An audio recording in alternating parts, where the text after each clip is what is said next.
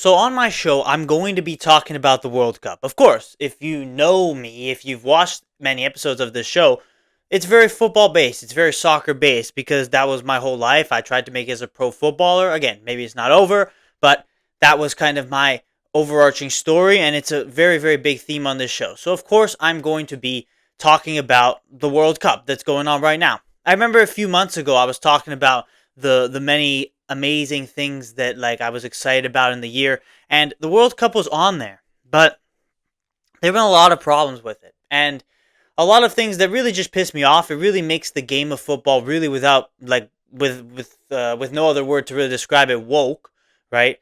Like I'm lacking other words to describe it. It's making football woke. It's making it Americanized. And I honestly don't like that. I don't like it. And I'm going to just basically rant a little bit and talk a little bit about the things that I don't like about the World Cup. Obviously, I'll continue to cover it. I'll continue to make episodes here and there talking about things that went on.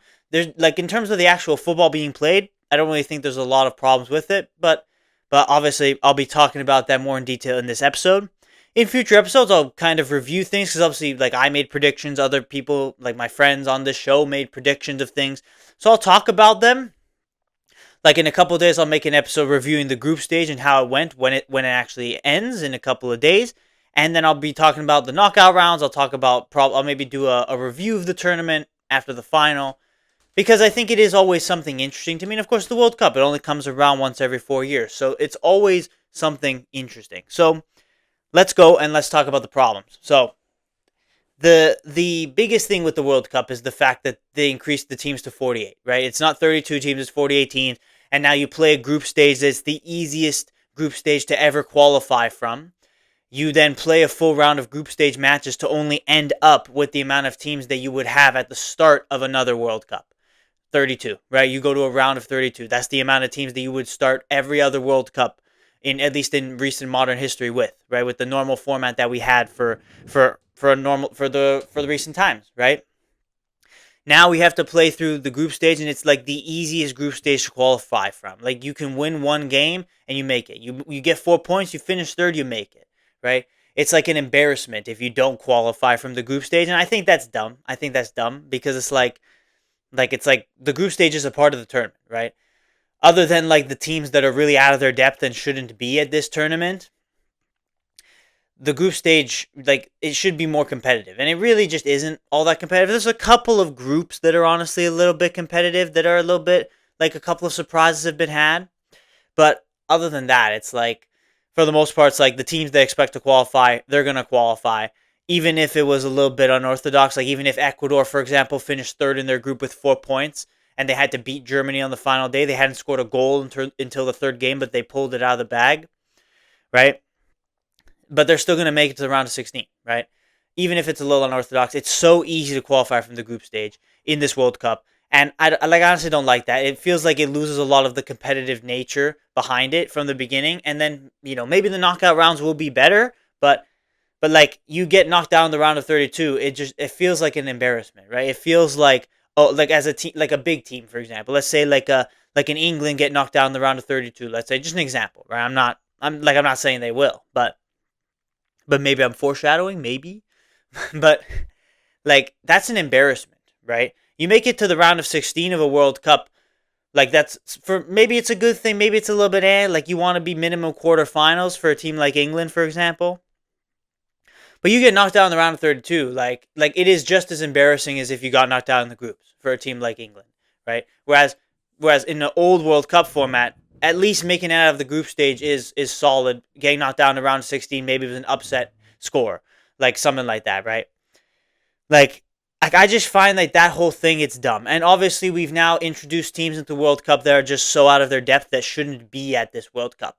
To be fair to them, before I watched this World Cup, before this World Cup started, I thought none of these teams would have any chance. But to be fair, at the time of recording, the only team that hasn't scored a goal yet is Panama.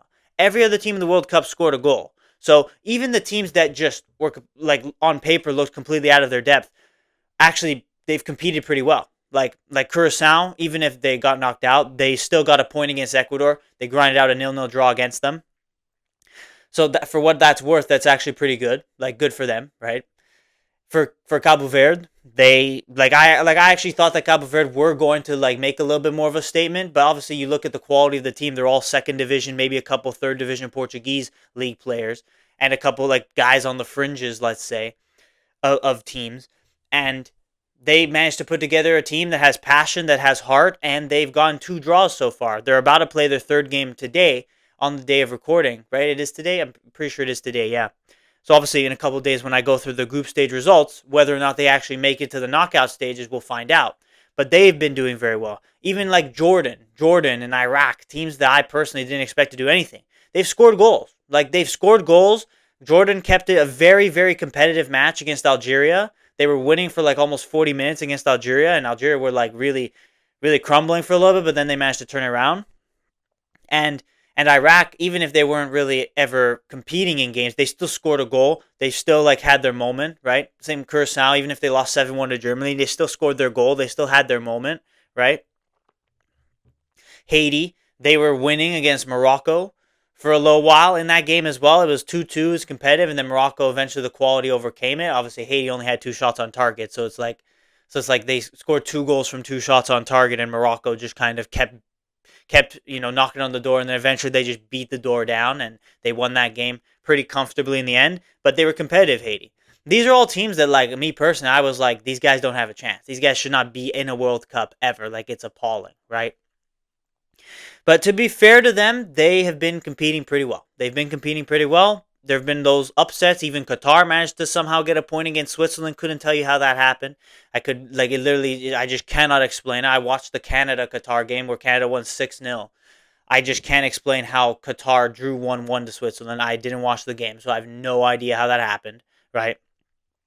So really, it's like we're waiting for Panama, right? Panama will play England tomorrow at the time of recording. We're recording this on the Friday.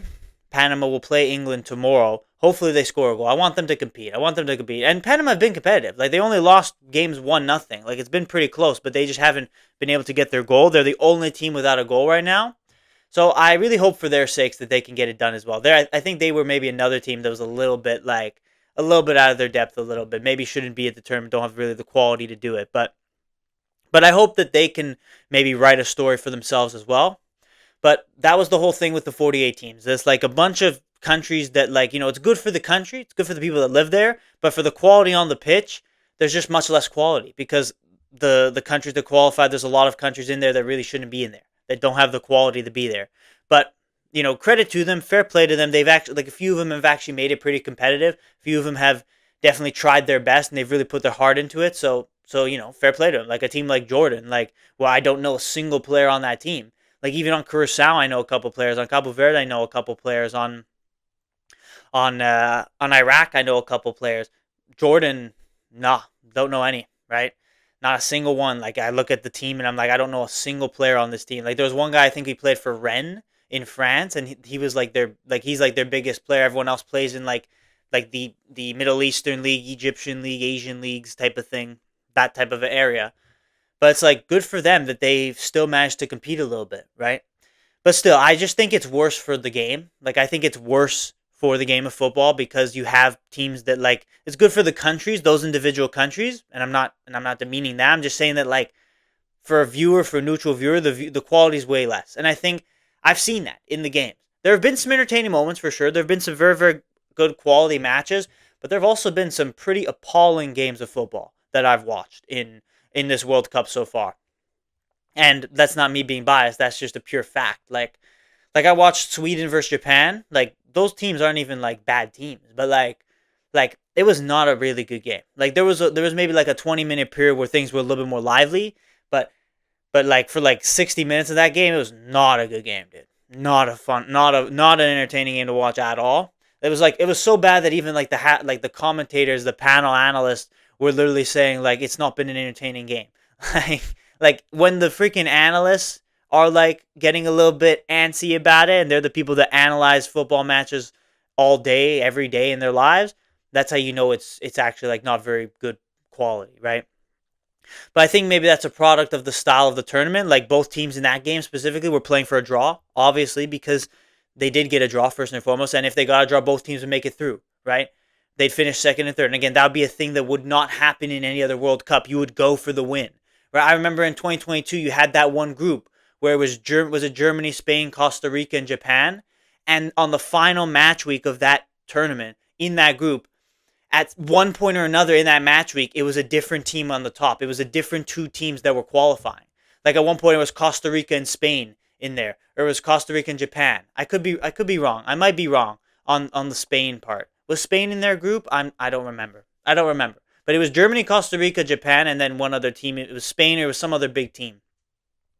At one point or another, there were two different teams. Like all four of the teams were in first place at one point or another on that final day because all the teams were going for it. All the teams knew that like they had to win, and if they don't win, like a draw is not going to be good enough. They don't want to risk it because a draw might not be like it might not get you through because only first and second made it through. There was no third place going through. And I think as a result, it made for teams kind of going for it a little bit more. And I think on the final game week that Sweden Japan game, like teams just weren't really going for it as much, and I think that's not really good for the game, right? I think you want entertaining matches, like the Qatar World Cup for all the controversies surrounding it.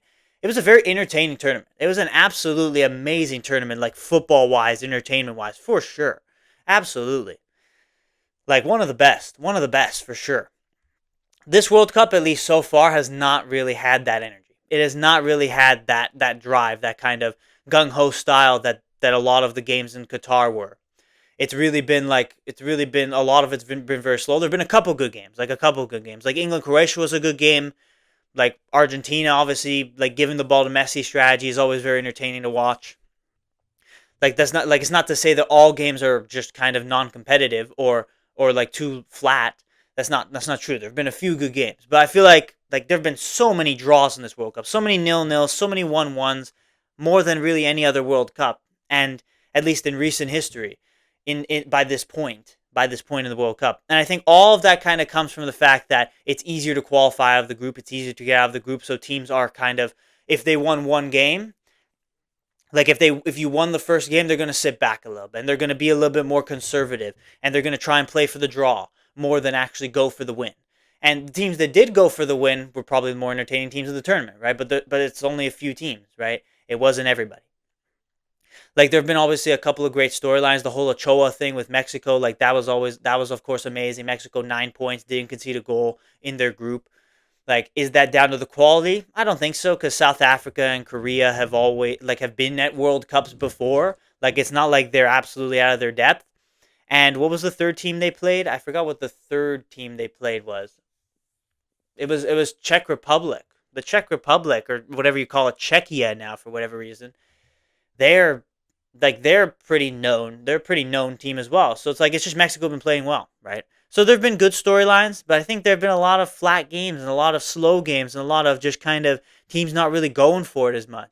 Like just truly a lot of boring games of football, and I don't like that. I personally don't like that. It's the World Cup, right? It's like go for it, right? I feel like less teams are really going for it. And the few teams that are going for it, they're the entertaining teams of the tournament. You appreciate them for it, but we'll see what happens in the knockout rounds.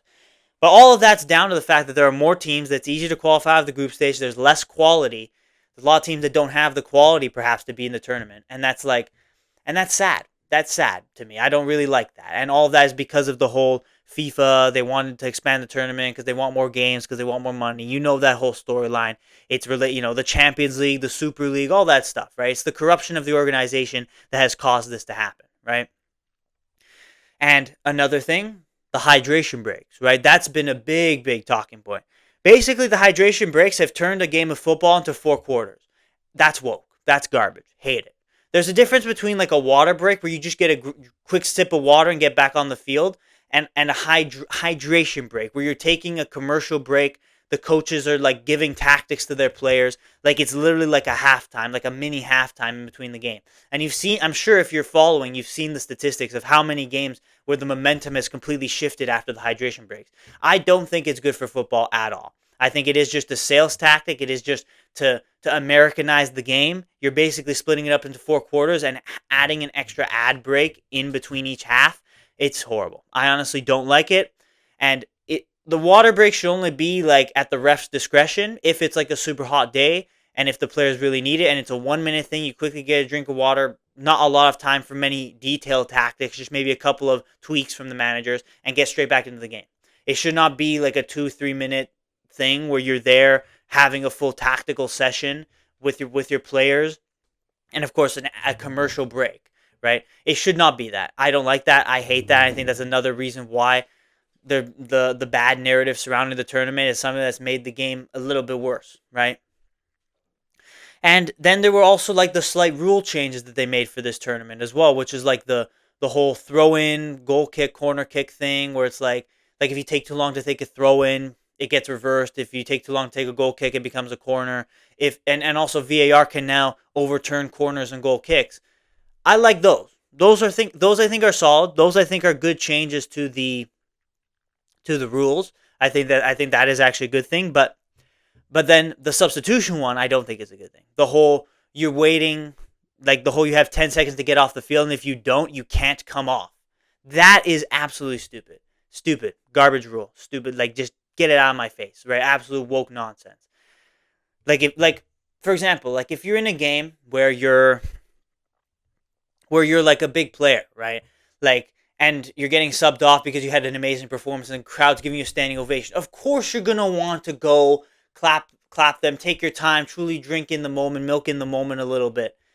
And then, oh yeah, because of the rule, if you take too long, you're not going to be able to be subbed off, right? It's that is the stupidest thing. And the worst part about that rule is you don't even get to stay on the field. You have to come off the field anyway. So your team has to play with 10 men because of like a time limit. You took too long to get off the field.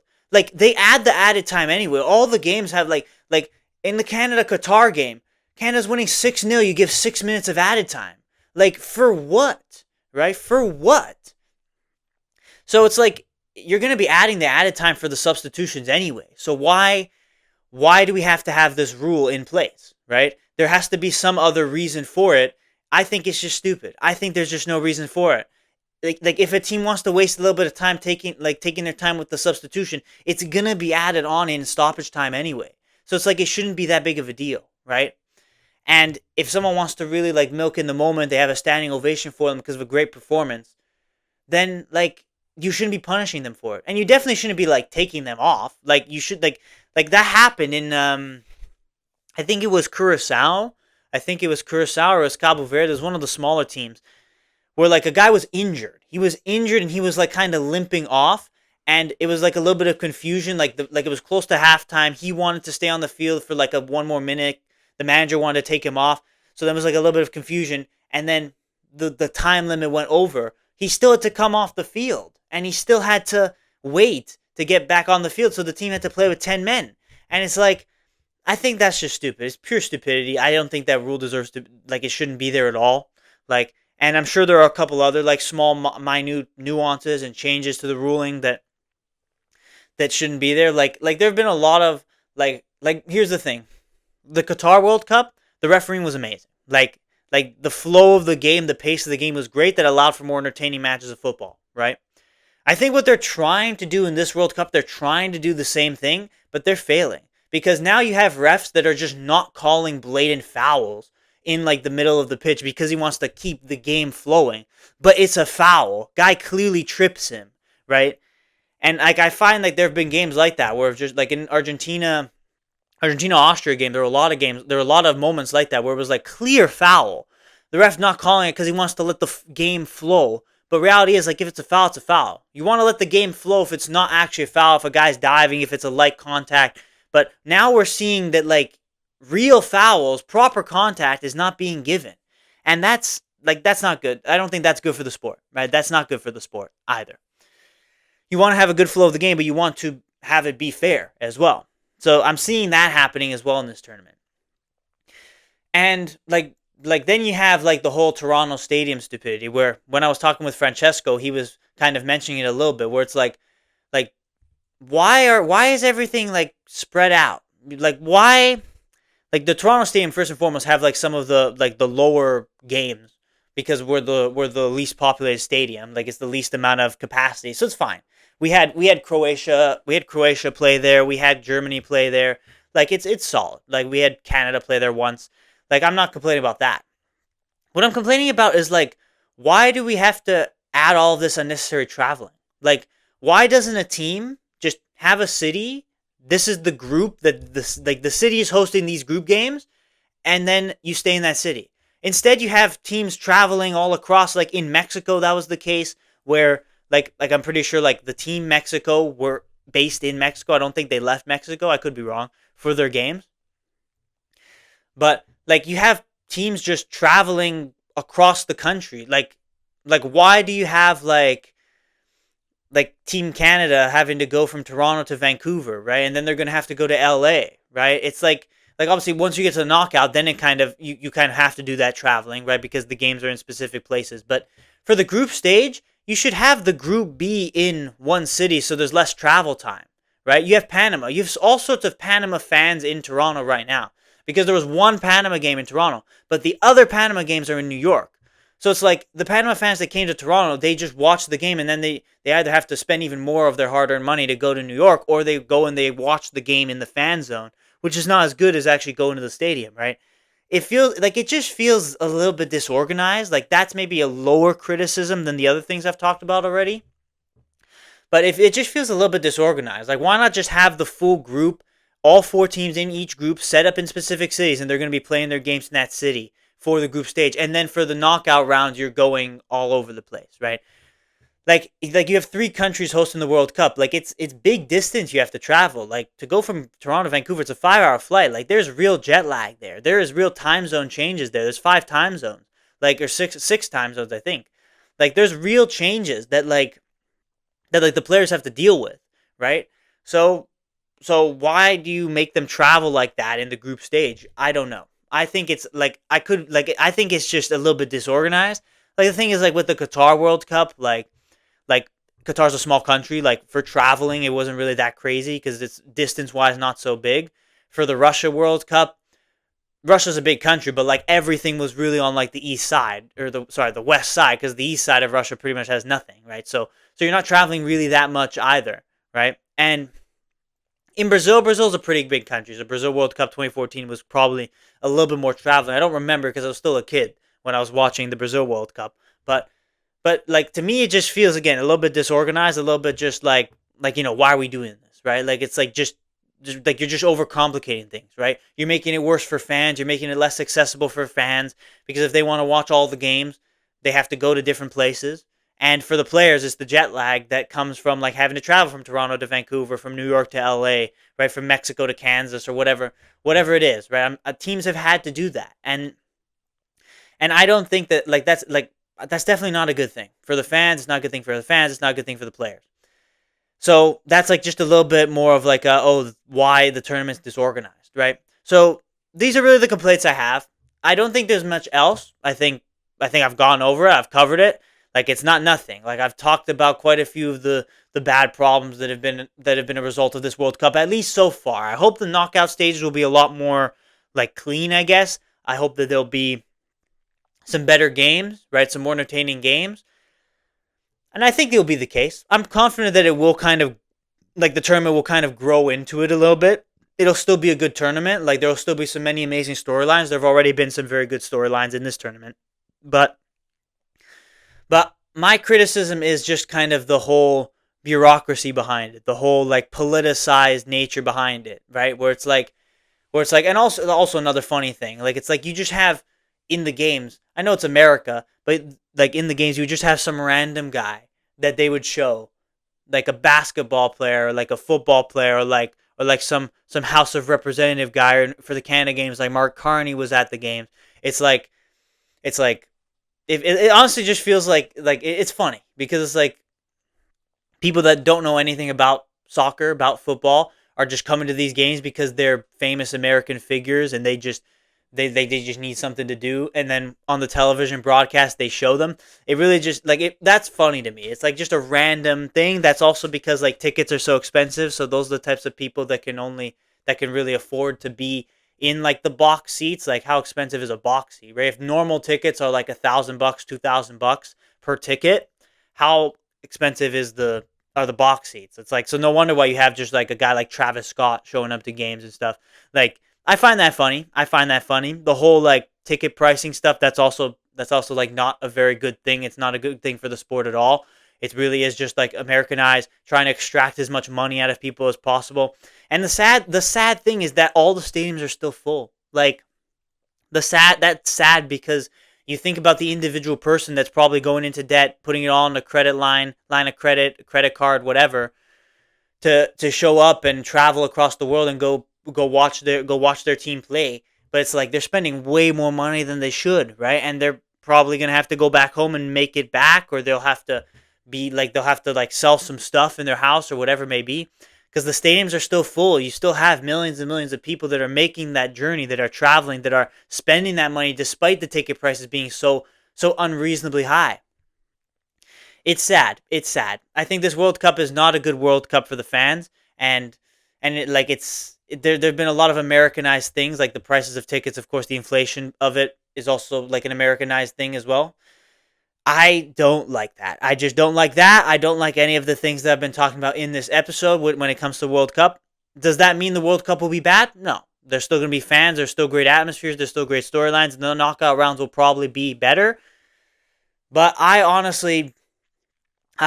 honestly a lot there that I don't like. And there's a lot there that I see, and it's just like, it leaves a sour taste in the mouth, because this is not what football should be. It really just kind of ruins a lot of the the kind of just beauty of the game, the beauty of the sport, and like, I personally don't like it. It leaves just a bit of a sour taste in my mouth, and I'm gonna keep watching it, but that doesn't mean like this World Cup is not gonna go down in history unless something absolutely crazy, like some crazy stuff happens in the knockout rounds. But as of now, as of like second match week of the group stage, going into the third match week, this World Cup's not going down in history, right? It's like I look at the Qatar World Cup, again, with all the controversies, it's still a great World Cup. 2018, again, with all the controversies, still a great World Cup. There were some amazing goals. Like, some of the best goals ever scored at World Cups came in 2018.